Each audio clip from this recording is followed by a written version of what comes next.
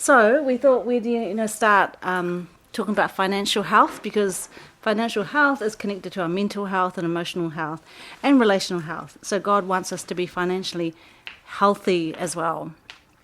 And there's lots of parts to it. I mean, we could later on talk about stewardship. Stan reckoned that this would be a good teaching today on addiction to easy money. It's another living wisdom teaching. It's really good. Yeah, so do you guys know the difference between what is theft, what is robbery, and what is burglary? Today we're going to talk about theft. The lawyer, please. I'm failing the lawyer. Three different things. Yes. So theft is taking something from someone without their consent or knowledge. Say you take a pot plant from here, and you didn't, I don't know it's missing. You just like, oh, I really love that pot plant. I'm just gonna keep it for myself. And so robbery is taking something from someone by force or threatening force. So taking it from them. And burglary, it involves breaking and entering into a property with the intent to commit a crime, namely to steal. So theft, robbery, burglary. So today we're talking about theft. And when that's habituated, it becomes quite a habit. Shoplifting, for instance, it becomes an addiction to easy money. Like you're addicted, like, oh, this is easy. This gives me thrills. Yeah. But here's a good question to ask. If you are honest, is it because you respect property ownership or because you fear the consequences of getting caught?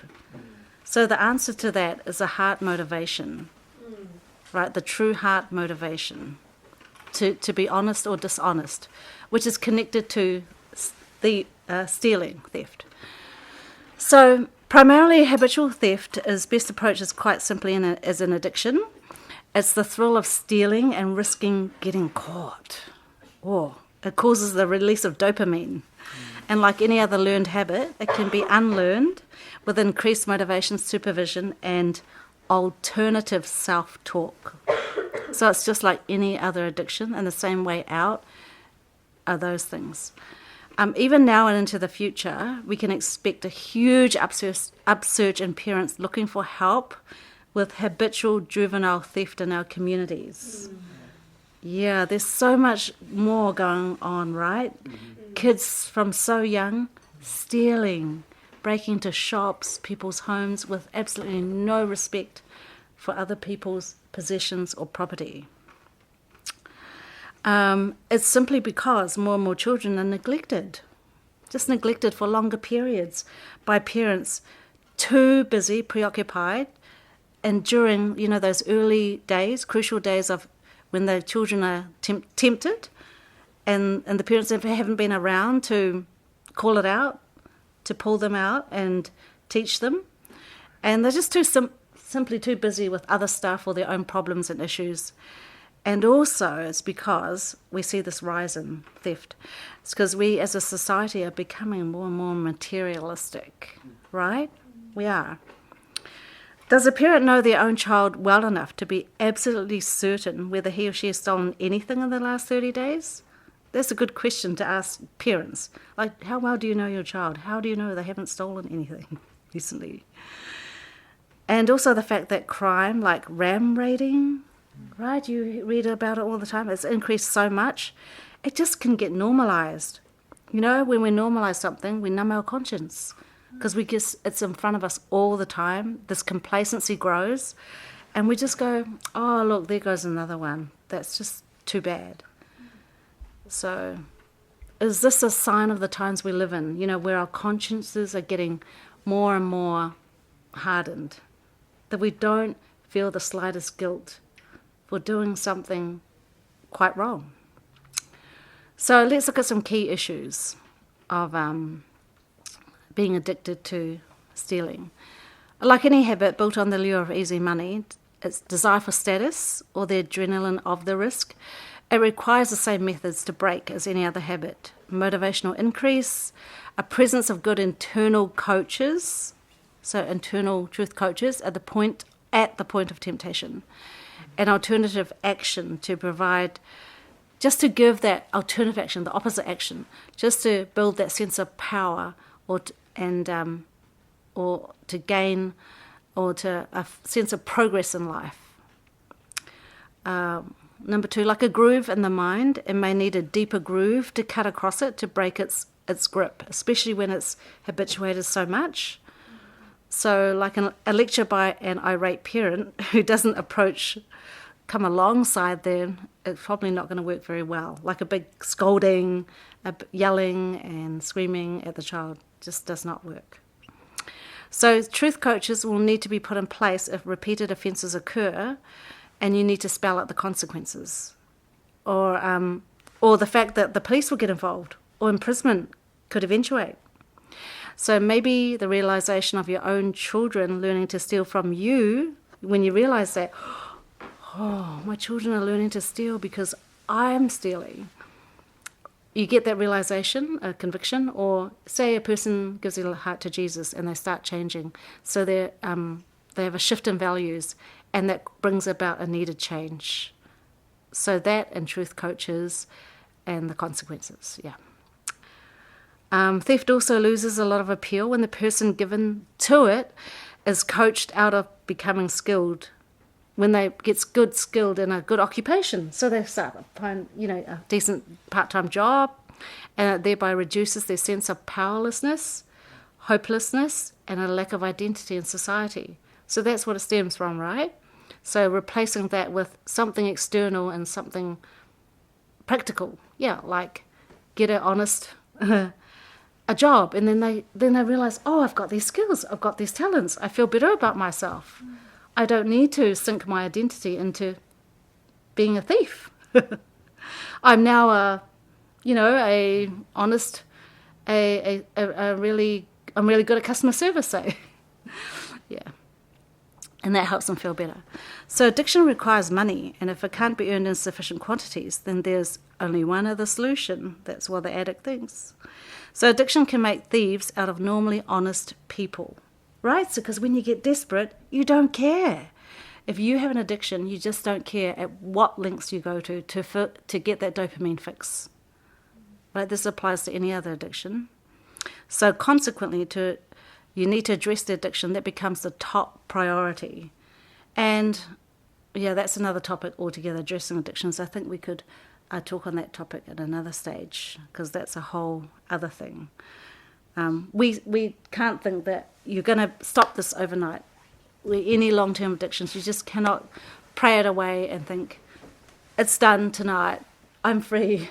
No, because it's habituated in our mind so much. It's deeply wired grooves in our mind and our brain so much. It even changes the chemistry and nature of our brain. It needs a long-term strategy outworked, and a whole lot of other things. Yeah. The thief may also be motivated by the desire to punish society and authority for their injustice, or to get their own back, revenge, and which has become a root of his or her identity over many years of thieving.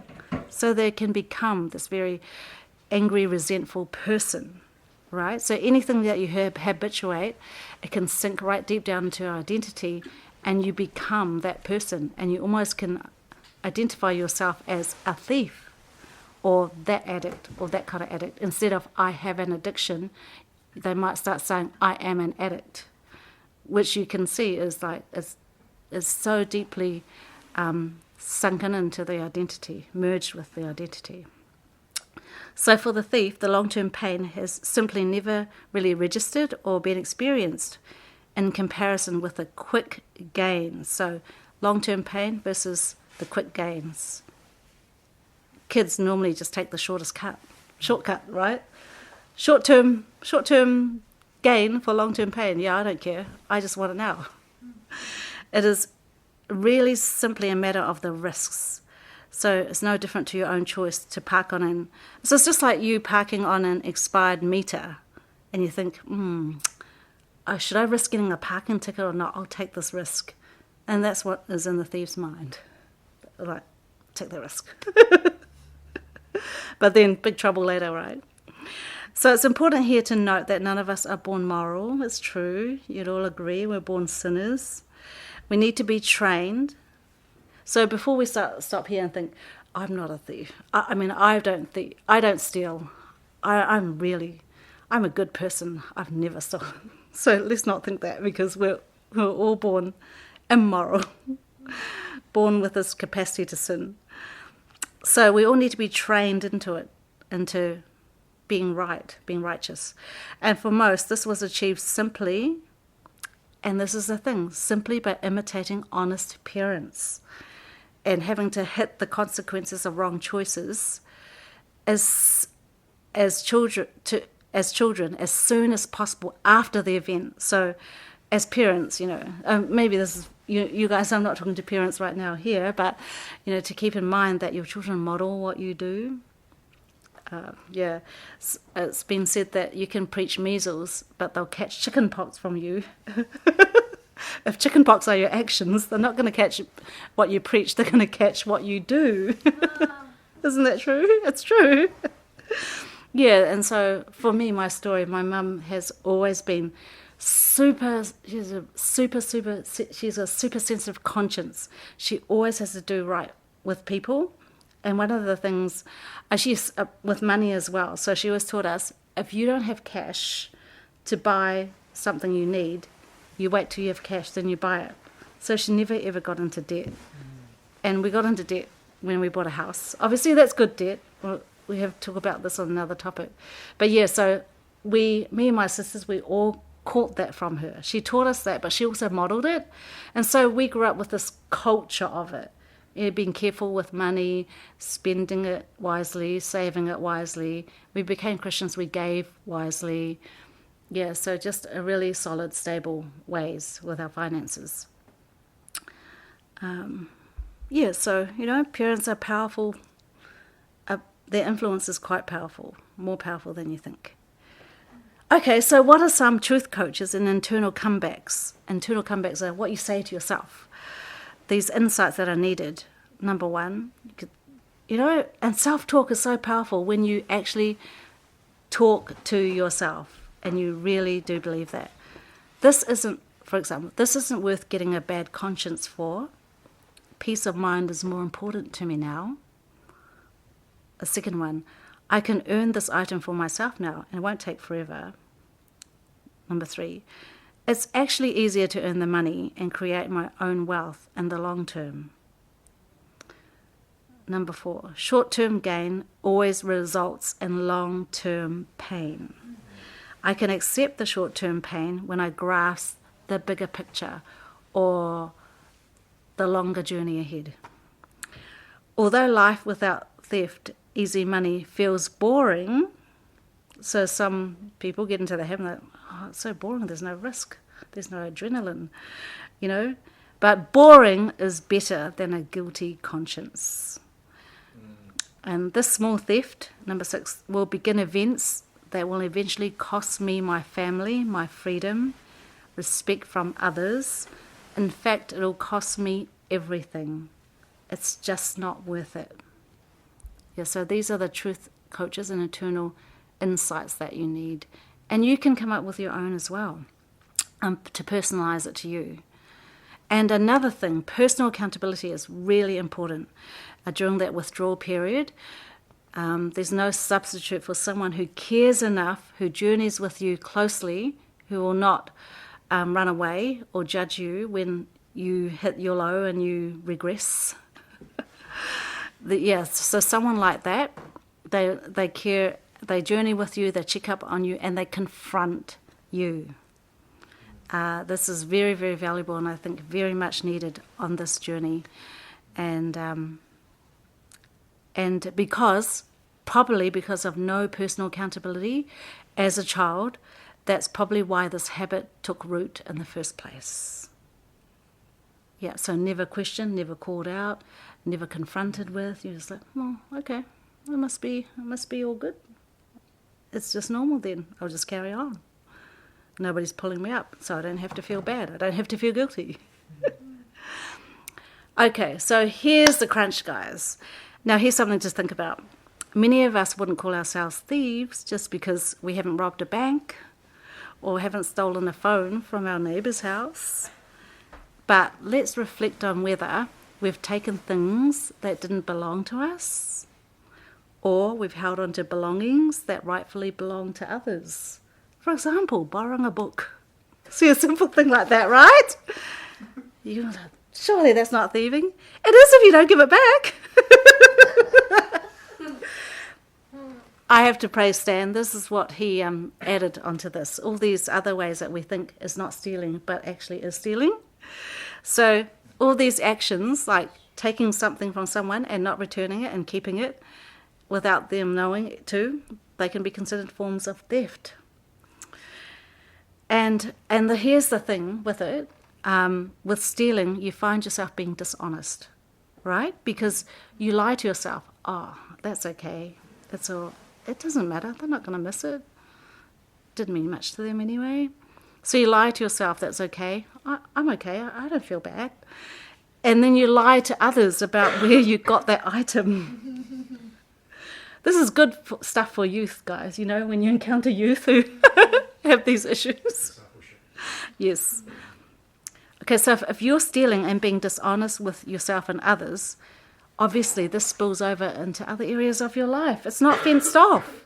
It's not like if I steal something, if I'm dishonest, I'm just doing it to say this item here. I'm not doing it to anyone else. Oh, it's going to spill over into all your relationships. Okay, this is just a very exaggerated example. A man who cons people into paying for a product he doesn't intend to deliver on, say for his business. A man who cons people into paying for a product he doesn't, I'll just receive your money, but you're not getting the product because actually I don't have it. And there's a big story, recently of this developer in Australia. He has conned people out of millions of dollars and he's gone into hiding. They cannot find him. And these guys some of the people have invested their life savings, deposits into him as a developer to build their house. They've lost it all, lost all their money. Yeah, and people are mad and he's just nowhere to be found, but he's all over the news. So what a big shame. Yeah, and the consequences that to his family and all that, it's his face, it's his name, it's everything, reputation. Right, so I'll say, so a man who cons people into paying for a product he doesn't intend to deliver may eventually be dishonest with his wife. Say he goes and has an affair.